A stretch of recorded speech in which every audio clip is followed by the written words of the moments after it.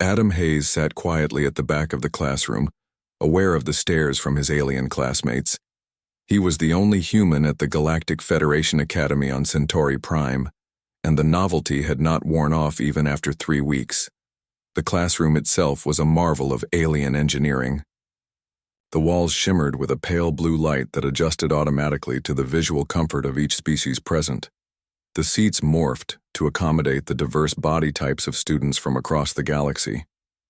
Adam's chair had reshaped itself into a simple, sturdy form suited for human posture, much simpler than the elaborate crystalline perches the Jovians required or the hovering platforms used by the gaseous Proxians. Professor Zivrix glided to the front of the room. She was an Arcturian, tall and willowy with skin that shifted colors like oil on water. Her 6-fingered hands moved gracefully as she activated the room's holographic display. Today we continue our exploration of evolutionary adaptation, she announced, her translator converting her musical language into standardized galactic common. We will examine how different species evolved to survive the unique challenges of their home environments. Adam felt the professor's 4 eyes linger on him a moment longer than necessary. There was always that look, a mixture of curiosity and pity. To most species in the Federation, humans were strange creatures from a harsh world they didn't fully belong in. Earth, many called it in hushed tones. The Deathworld. The term made Adam smile. Earth was classified as only a mid-level Deathworld in official Federation records. Many aliens seemed to think humans had barely crawled out of the mud before stumbling accidentally into space travel. Hayes, Professor Zivrix said, her voice pulling Adam from his thoughts. Perhaps you could share with us how your species adapted to the high gravity of Earth? Your bone density is quite remarkable for a carbon-based life form. Before Adam could answer, a Jovian student named Kriz cut in. His crystalline exoskeleton clicked as he turned to face the class. Humans compensated for their physical weaknesses with crude technology, Kriz said. Their bodies are mostly water, with no natural defenses.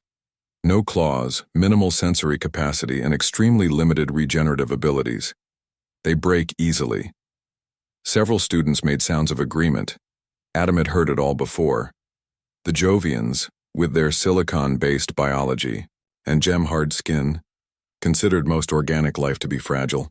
The Proxians, who existed partly as a gaseous collective, found the idea of a fixed physical form limiting. And the Deltans, with their hive minds spread across hundreds of connected bodies, pitied species confined to a single form. Actually, Adam said, keeping his voice even, humans are quite durable. We evolved as persistence hunters. We can repair substantial damage to our bodies over time. A broken bone will heal. A damaged organ can recover. But you have no redundant systems, said Leary, a Deltan whose 5 interconnected bodies sat in perfect synchronization around the classroom. If your single heart fails, you die. If your single brain is damaged, you die. So inefficient. Professor Zivrix raised her hand, silencing the class. Let us not forget that diversity of adaptation is the focus of our studies. Every species has evolved to succeed in their native environment. Humans have clearly done something right to have advanced to spacefaring status despite their limitations. Adam detected the slight pause, the carefully chosen diplomatic words. It was the same across the campus. The alien students and teachers treated him like he might break at any moment. They spoke slower when addressing him, as if his single brain couldn't process information as quickly as theirs. They avoided physical contact, worried that their alien strength might accidentally crush him. After class, Adam walked alone through the Academy's central garden. The paths wound through carefully maintained ecosystems from dozens of worlds. The garden was beautiful, but sterile. Each plant was separated from the others, growing in perfectly controlled conditions. Hayes. Wait. Up? Adam turned to see Krell bounding toward him. Krell was a Vargarian, a 4-armed, 4-eyed being from a high-gravity moon. His species was one of the few that considered themselves physically superior to humans. The Vargarians had evolved on a world almost twice as heavy as Earth, giving them dense muscles and thick skin. I watched those Earth documentaries you recommended, Krell said, falling into step beside Adam. The ones about your oceans. What did you think? Adam asked. Your world is interesting, Krell said, choosing his words carefully. Very wet. Very blue. But the Academy database says your oceans are relatively calm compared to other death worlds. Adam laughed. Did they mention hurricanes? Tsunamis? Rogue waves? Natural disasters occur on many worlds, Krell dismissed with one of his 4 hands. What fascinates me is that your kind spends so much time in your oceans despite not being adapted for aquatic life. You have no gills, poor underwater vision, and limited swimming ability. Yet you build little boats and float on the surface. Why take such risks?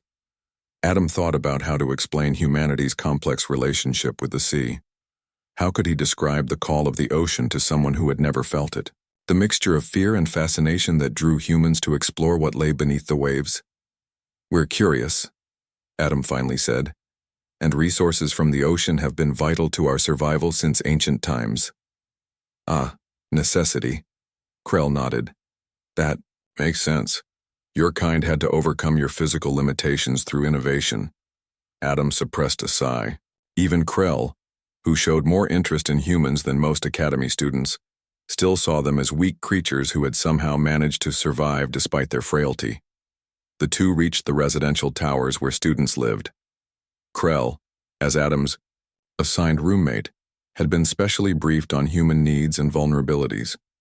The Academy had even installed separate environmental controls for Adam's side of their shared quarters.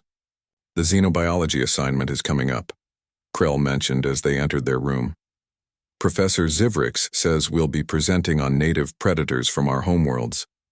The Jovians are already boasting about their crystal worms.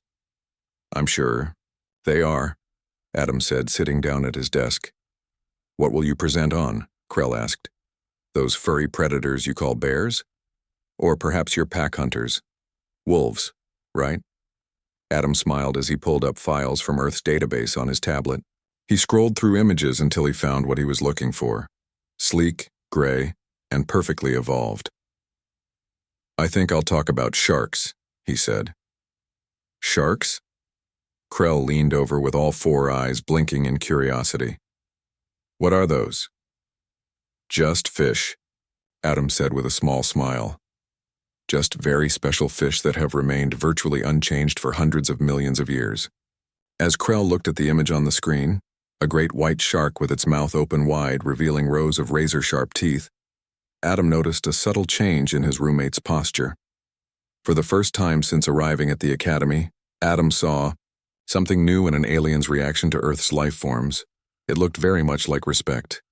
The grand lecture hall of the Galactic Federation Academy buzzed with excitement. Students from 17 different planets sat in their specially designed seats, waiting for Professor Zivrix to begin the day's lesson. The curved walls displayed shifting images of different worlds, lush garden planets, gas giants with floating cities, and crystalline moons that shimmered under the light of twin suns. Adam Hayes sat near the back, his plain human form standing out among the colorful and varied alien bodies. He had grown used to being different, but he never quite got used to the stares. Today, those stares were more intense than usual. Word had spread about the upcoming assignment in comparative xenobiology class. Professor Zivrix glided to the center of the room, her iridescent skin catching the light as she moved. The chatter died down as she raised all 4 of her slender arms. Students, today we begin our most popular unit of study, she announced, her translator converting her musical tones into galactic common, apex predators. A wave of excitement passed through the room. Every species took pride in the dangerous creatures from their home planets. Even peaceful races liked to boast about the monsters they had evolved alongside. Each of you will research and present on the most efficient hunter from your homeworld. Professor Zivrix continued. Your presentation must include evolutionary history, hunting strategies, and ecological impact. You will have access to the Academy's full database for your research. The professor tapped a sequence on the control panel at her podium, and a list of names appeared on the wall screen. I have assigned presentation dates. We will go in order of planetary classification, beginning with garden worlds and ending with, her 4 eyes flicked toward Adam, death worlds. Adam nodded. He would be last to present. That was fine with him. The professor continued. Each student may now select their subject species. Dres, you will begin. A Jovian student stood, his crystalline body catching the light in rainbow patterns. I will present the crystal worm of Jovian Prime, he announced proudly. The class murmured in appreciation. Crystal worms were legendary, massive serpentine creatures with bodies like living diamond that could cut through stone with their movements alone. Next came Leary, the Deltan hive mind student. Her 5 bodies spoke in perfect unison. We choose the networked hunters of Delta Fur. More impressed sounds from the class. The networked hunters were colonies of small predators that merged minds during hunts, becoming a single coordinated killing swarm. One by one, each alien student announced their chosen predator. Some selected massive beasts that could level forests. Others chose microscopic swarms that could strip flesh in seconds.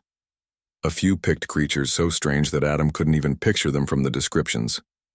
Finally, it was Adam's turn. He felt all eyes in the room turn to him. And you, Hayes? Professor Zivrix asked. What will be your subject? Adam stood. I choose the shark, he said simply. The room went quiet, then erupted in a wave of translator-assisted confusion. What is a shark? Asked a gelatinous Proxian student. Is it one of your military weapons? Inquired Kriz, the Jovian student. Professor Zivrix raised her arms for silence. Please explain, Hayes. Is this shark an Earth predator? Not your nuclear devices or those land machines? Tanks, I believe you call them. Adam couldn't help but smile.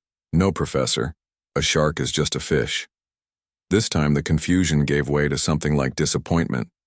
A few students even laughed, the sound coming through their translators as various clicks, hums, and chirps.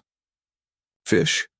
Repeated Professor Zivrix, her skin turning a pale shade of blue that Adam had learned indicated surprise or confusion. You would present a simple aquatic life form rather than one of Earth's more formidable creatures? Sharks are fish, yes, Adam said, but they're far from simple. They're among the oldest and most successful predators on Earth. Krell, who sat nearby, leaned over and whispered, Adam, are you sure? The Jovians are presenting crystal worms. The Deltans have their swarm hunters. You should pick something more impressive. What about those large striped cats you showed me? Tigers? Adam shook his head. Trust me, Krell, sharks are perfect for this assignment. Professor Zivrix looked uncertain but nodded. Very well. The shark is approved as your subject. Presentations will begin next week with the garden world species.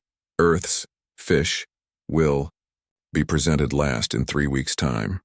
As the class ended, students filed out, many giving Adam curious or pitying looks. He heard snippets of conversation as they passed. Humans must not have impressive predators. Perhaps their world isn't as dangerous as Federation records suggest. What can you expect from a species with no natural defenses? Krell waited for Adam at the door. The 4-armed Vargarian looked concerned, his tough gray skin furrowed around all 4 of his eyes. Adam, I looked up sharks in the Academy database during class, Krell said as they walked together toward the research labs. The records are very limited. They appear to be simple ocean predators. Are you trying to make some kind of statement by choosing such a basic life form? Adam smiled. The Academy database has bare-bones information about Earth and its life. Most of it comes from our first contact reports, which focused on technology and basic biology. I have access to the full Earth archives, though. But still, a fish? Krell seemed genuinely worried for his roommate. The Arcturians are presenting their mind leeches. The Vargarians before me showed the gravity crushers from our moons. Those creatures can flatten mountains, Adam. What can your fish do? Adam stopped walking and turned to his roommate. Krell, do you know how long sharks have existed on Earth? Krell shook his head. Over 450 million years, Adam said. They survived 5 mass extinction events. They were swimming in our oceans when the first creatures crawled onto land. They watched dinosaurs rise and fall, and they're still there now.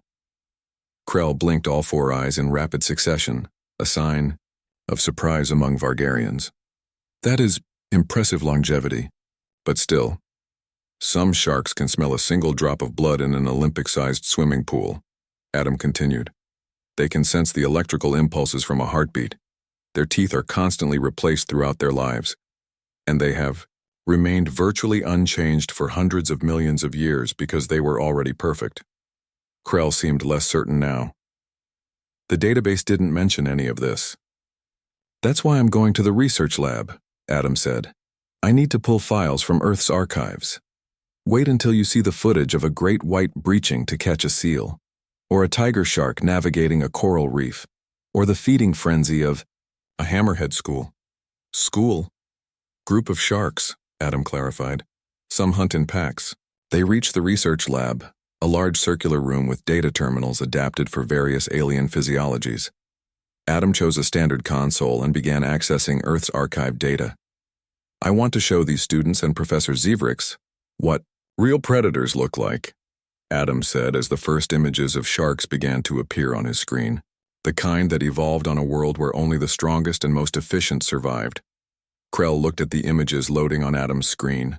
Sleek, powerful bodies, rows of teeth like serrated knives, cold, predatory eyes. For the first time, the Vargarian seemed to see something in Earth creatures that warranted genuine respect. I think, Krell said slowly, your presentation may be more interesting than I first thought.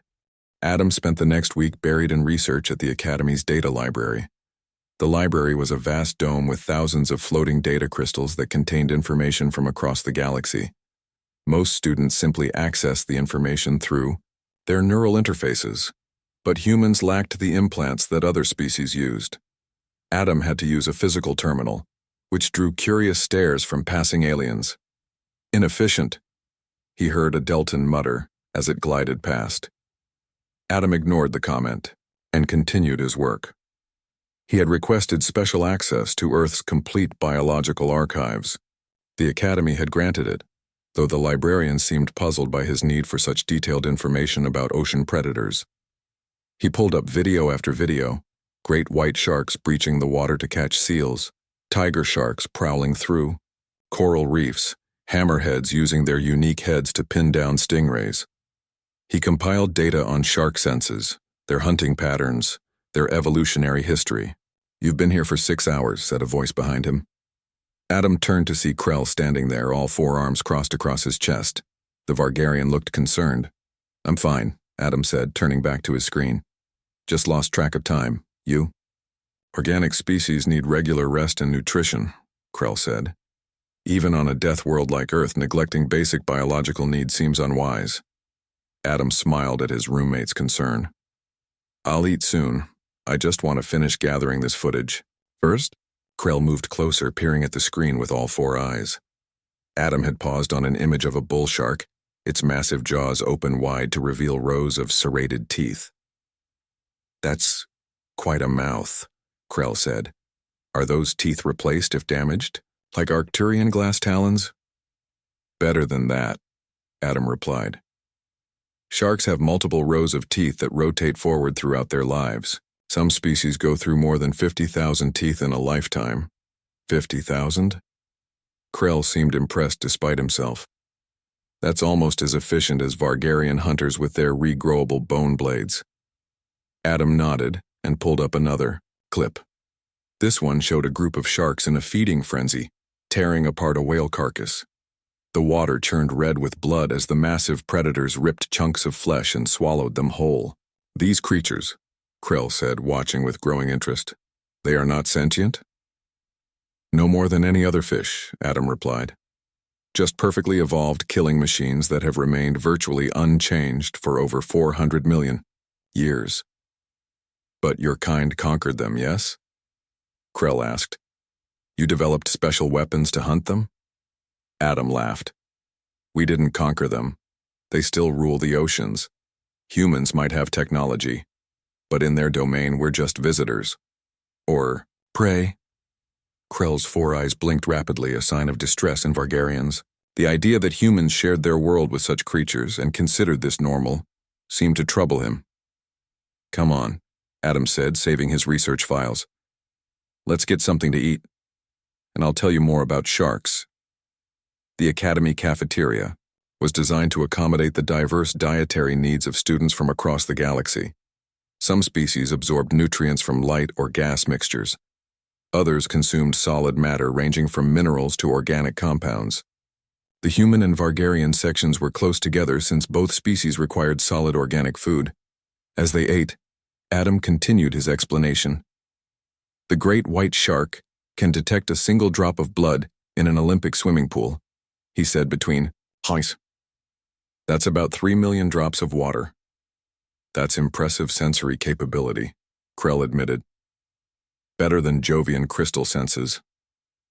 "They also have special organs called ampullae of Lorenzini that can detect the electrical impulses from a heartbeat," Adam added.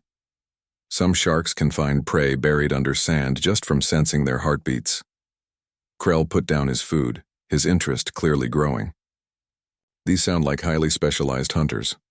How many types exist on your world?" "Over 500 different species," Adam said.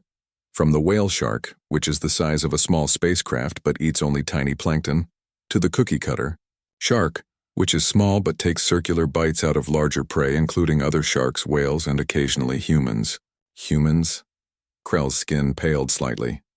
"These creatures attack your kind?" "Some species do," Adam said. "Not often, but it happens. Usually it's a case of mistaken identity. They think a human swimmer is a seal or sea lion, but sometimes they're just hungry." Krell seemed troubled by this information. "But you've eliminated them from areas where humans swim, correct? Created safe zones?" Adam shook his head.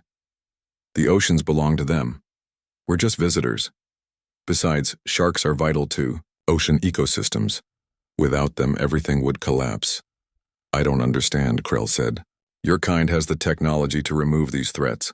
Why choose to live alongside such dangerous creatures?" Adam thought for a moment about how to explain the complex relationship humans had with Earth's predators. "On Earth, we respect the natural order," he finally said. "We protect even the creatures that can harm us because we understand that each species has its place. Even predators. Especially predators." Krell considered this idea, clearly finding it strange. His species, like most in the Federation, had long ago eliminated or controlled any dangerous wildlife on their homeworlds. "But you said humans sometimes enter the water knowing sharks are present," Krell pressed. "Why take such risks?" "Some humans study sharks. Others enjoy the thrill of seeing them up close. We even have tourists who pay to be lowered into the water in metal cages to see great whites up close." "For entertainment?" Krell sounded shocked. "Partly entertainment, partly education," Adam said. "Earth cultures have complex relationships with predators. Fear, respect, admiration, sometimes all mixed together." Later that evening, back in their shared quarters, Krell watched as Adam prepared his presentation materials. Adam had compiled footage, data, and images into a comprehensive overview of Earth's most perfect predators. "In 2 days, the Jovians present their crystal worms," Krell said. "Everyone expects it to be the most impressive presentation. The worms can shatter mountains with their movements." "I've seen the Academy's footage of crystal worms," Adam replied without looking up. "They're certainly impressive. Yet you seem confident about your fish." Adam finally looked up from his work. "You know what makes sharks truly remarkable, Krell. It's not just their teeth or their senses or their strength, it's their perfection. They evolved to such a state of predatory excellence that they barely needed to change for hundreds of millions of years. They survived cataclysms that wiped out nearly all life on Earth. They were ancient when the first dinosaurs appeared, and they were still there when the last dinosaurs died." Krell was silent for a long moment, digesting this information. "I think," he finally said, "the class may be surprised by your presentation." Adam smiled. "That's what I'm counting on." Presentation week arrived at the Galactic Federation Academy. The grand lecture hall was filled to capacity each day as students showcased the deadliest predators from their home planets. Even faculty members from other departments came to watch. First came the presentations on garden world predators. The Arcturians showed their mind leeches, floating creatures that could drain the neural energy from prey across great distances. The Proxians displayed their neurotoxic cloud jellies that could engulf entire herds of grazing animals. On the third day, the Jovians presented the crystal worms. Drez, the tallest of the Jovian students, stood proudly as he displayed a hologram of a massive serpentine creature with a body like living diamond. The class gasped as video footage showed a crystal worm tunneling through solid rock, its crystalline, scales cutting through granite like it was water. The crystal worm can grow up to 200 meters in length, Drez explained. Its body is harder than any natural material found on most planets. It can survive in temperatures hot enough to melt steel. Professor Zivrik seemed especially impressed. An excellent presentation, Drez. The crystal worm is truly one of the galaxy's most formidable hunters. Next came Krell and the other Vargarian students. They presented the gravity crushers of their home moon, massive beasts that could manipulate local gravity fields to crush prey. The holographic display showed a gravity crusher flattening a small mountain to catch the creatures hiding inside. Under the high gravity of our moon, Krell explained, the crushers evolved to use gravity itself as a weapon. Their brains contain rare minerals that can bend gravitational fields in a 5-meter radius. By the final day, anticipation for Adam's presentation had changed. At first, students had been curious about his strange choice of subject. Now, after seeing the truly terrifying predators from across the galaxy, many seemed to pity the human. How could a mere fish compare to creatures that could shred mountains or manipulate gravity? Adam was the last presenter. As he walked to the front of the room, he noticed the sideways glances, the whispered comments. Professor Zivrik offered an encouraging nod, but even she seemed prepared for disappointment. Today, Adam began, I'll be presenting on sharks, a group of predatory fish from Earth's oceans. He activated his first hologram. Above the class appeared a life-sized image of a great white shark, 6 meters long with a streamlined gray body and black eyes. It swam slowly through the air of the lecture hall, its powerful tail moving from side to side. Sharks have existed on Earth for over 450 million years, Adam continued. They survived 5 mass extinction events. They were ancient when the first dinosaurs appeared, and they were there when the last dinosaurs died, and they're still there now. The class was quiet. Adam could see they were not yet impressed by the shark's appearance. It looked too simple compared to the exotic predators they had seen in previous presentations. This is Carcharodon carcharius, the great white shark, Adam said. 6 meters long, weighing up to 2 tons. Its sense of smell can detect a single drop of blood in 25 gallons of water. It can sense electrical impulses from a heartbeat. Its teeth regenerate continuously, up to 50,000 in a lifetime. Adam pressed a button on his controller, and the hologram changed to show the shark's mouth opening wide, revealing rows of triangular, serrated teeth. These teeth can exert a bite force of over 18,000 newtons, Adam said. Enough to crush the bones of most creatures on Earth. He pressed another button and the hologram changed to show a great white shark breaching the water, its massive body completely airborne as it caught a seal in its jaws. Several students gasped at the sudden display of power and speed. Great. Whites can launch their entire bodies out of the water to catch prey, Adam explained. They can swim at speeds up to 35 kilometers per hour in short bursts. Next, Adam showed footage of a shark feeding frenzy. Dozens of sharks tore into a whale, carcass, the water turning red with blood. The raw violence, the thrashing of bodies, the chunks of flesh being ripped away, the emotionless efficiency, caused visible discomfort among many students. When sharks detect blood in the water, they can enter what we call a feeding frenzy. Adam said, their hunting instincts take over completely. They will even bite each other in their frenzy to feed. Professor Zivrik's bioluminescent spots had dimmed to almost nothing, a sign of deep thought or concern among Arcturians. What truly makes sharks remarkable isn't just their physical attributes, Adam continued. It's that we humans, the supposedly dominant species on our planet, still fear them instinctively. We've split the atom, reached the stars, but put us in shark-infested waters, and we become prey again. The classroom was completely silent now. The earlier dismissiveness had vanished. But the most terrifying shark isn't even the largest. Adam said, switching to his final hologram. The bull shark can survive in fresh water. They swim up rivers into lakes. They've been found thousands of miles inland. Nowhere is safe. He showed footage of a bull shark swimming up a murky river, then attacking a large animal that had come to drink at the water's edge. On Earth, there's an old saying, Adam said. We say that nature is red in tooth and claw. It means that the natural world is violent, bloody, and ruled by predators. Sharks embody this reality. They are living fossils that remind us of the brutal efficiency of evolution. Adam concluded with a video of himself as a teenager, diving in a cage surrounded by massive sharks. On Earth, we call it thrilling to put ourselves in a metal cage to get close to these creatures, he said. Because on our world, this is what we do for fun. As the video played, showing young Adam face to face with a great white shark separated only by metal bars, the class watched in stunned silence. The shark in the video rammed the cage, its teeth scraping against the metal, its black eye staring directly at the human inside. When the presentation ended, no one spoke. Professor Zivriks stood motionless, her skin shifting through various colors as she processed what she had seen. Finally, she found her voice. Thank you, Hayes, for that illuminating presentation. I believe we need to reevaluate our classification of Earth's predatory species.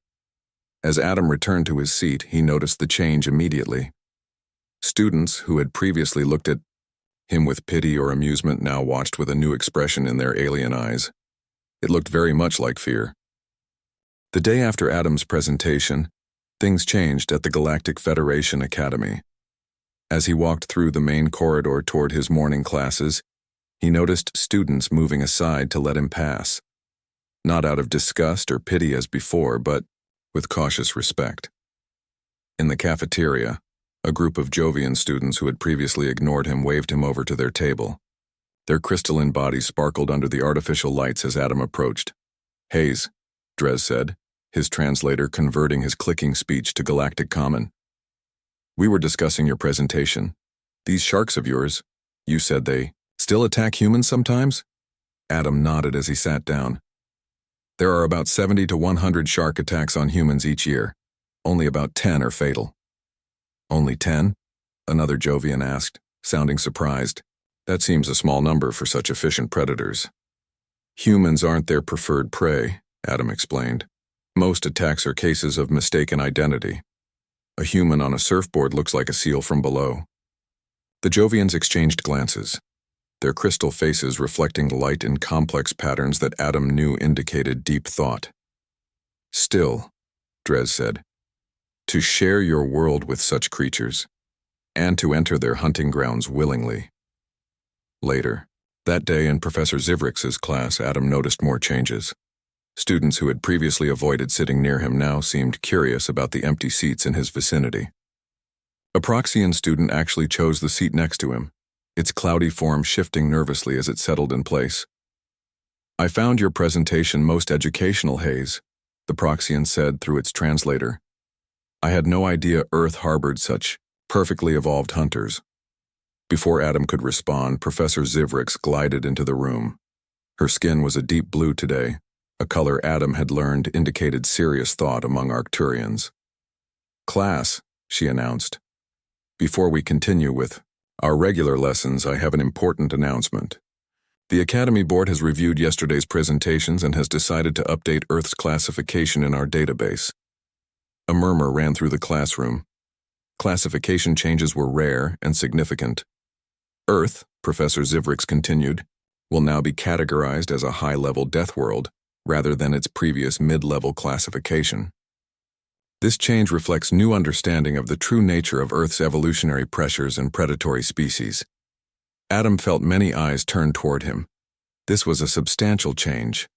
High-level Deathworlds were planets considered extremely dangerous, where survival required exceptional adaptations or technology. There were only 12 such worlds officially recognized in the Federation database. After class, Professor Zivriks asked Adam to stay behind. Her forearms moved in graceful patterns as she brought up holographic images from his presentation. "Hayes," she said, "I must admit my previous assessment of your species was incomplete. I had focused primarily on your technological achievements as compensation for physical limitations." "Many species seem to think that way about humans," Adam replied. "Yes, well," the professor's skin shifted to a lighter blue. "After seeing these sharks, and realizing they are merely one of many such predators on your world, it raises new questions about human evolution. To develop intelligence and civilization on a planet with such perfect killing machines. Sharks aren't even our most dangerous predators," Adam said. "They're just the ones I chose to focus on." Professor Zivriks's luminescent spots pulsed rapidly. "There are more dangerous creatures on Earth?" Adam nodded. "Land predators like tigers and bears, venomous creatures like box jellyfish and inland taipans, microscopic threats like bacteria and viruses. Earth is full of things that can kill humans. And yet your kind not only survived, but thrived," the professor said, her voice containing a new note of respect. "Most fascinating. I would very much like to learn more about your world, Hayes. Perhaps you would consider leading a special lecture series on Earth's ecosystem?" That evening, when Adam returned to his quarters, he found Krell waiting for him. The Vargarian had dimmed the lights and was sitting perfectly still, a sign of serious contemplation in his species. "Your presentation changed things," Krell said as Adam entered. "Not just for you, for all of us." "What do you mean?" Adam asked, sitting down across from his roommate. "The Academy has sent a notice to all students," Krell explained. "They're offering a new field study course next term, a trip to Earth to observe its oceans and wildlife." Adam couldn't hide his surprise. "Already? That's unusually fast for the Academy to organize something." "The interest is high," Krell said. "But every student who signed up included one specific request." He paused, all four eyes fixed on Adam. "They all asked that you serve as guide." "Me? Why?" "Because you understand these predators. You grew up among them. You know how to survive. On a world that should, by all reasonable standards, have killed your species long ago." Adam smiled. "Earth isn't that bad, Krell." "The Academy just officially classified it as a high-level death world," Krell countered. "There are only 12 such planets recognized by the Federation, and humans are the only species from such a world to achieve spaceflight without outside help." "What are you saying?" "I'm saying that we all misjudged your kind," Krell said, his voice serious. "We saw your lack of natural weapons, your limited senses, your need for constant food and rest, and we thought you were weak. But now we understand." "Understand? What?" "To evolve on a world with creatures like your sharks, humans must be incredibly resilient. Your bodies may break easily, but you survive anyway. You heal, you adapt, you overcome." Krell's exoskeleton darkened, a sign of deep respect among Vargarians. Any species that can become dominant on a planet ruled by such perfect predators must be remarkable indeed. In the days that followed, Adam found himself becoming a reluctant ambassador for Earth. Students from across the Academy sought him out, asking questions about Earth's creatures with equal parts fascination and horror. The Academy Library reported that files on Earth's wildlife were now being accessed at unprecedented rates. The Xenobiology Department organized a special symposium on Deathworld evolution, and Professor Zivriks began preparing a research paper titled Predator Pressure Intelligence, the Human Anomaly. "I don't understand," Adam said to Krell one evening, as they watched students signing up for the Earth field study. "I only told them about sharks. I didn't even mention crocodiles, Komodo dragons, or venomous snakes, let alone diseases, natural disasters, or our wars." Krell's exoskeleton had darkened to nearly black, the deepest sign of respect his species could show.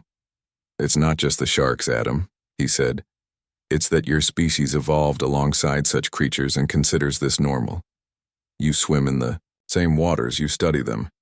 You've adapted to a world where such perfect predators exist, and yet humans still became the dominant species.